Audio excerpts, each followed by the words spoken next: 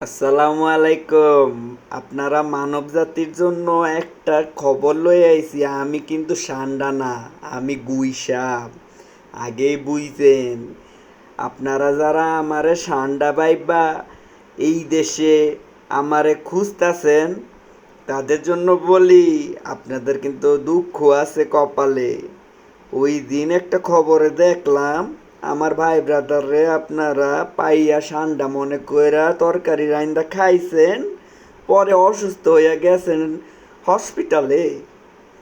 এতদিন আমি বাংলাদেশের আনাচে কানাচে কি সুন্দর দিব্যি মাংস চুরি কইরা খাইতাম, মুরগি চুরি কইরা খাইতাম মাইনষের বাড়ির থেকে।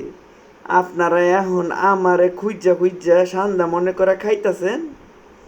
দেখেন, সাবধান, পেটে কিন্তু সইব না আমার মাংস। বিষাক্ত মাংস দেয়া কিন্তু আপনার শরীর একবারে বিষক্রিয়া করে দিব।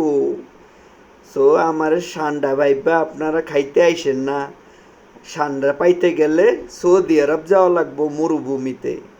এই সবুজ শ্যামলে আপনারা আমারে গুইসাপ হিসাবে রাইখেন, সান্ডা মনে করেন না, নাহলে কিন্তু বিপদ আপনাদেরই হইব।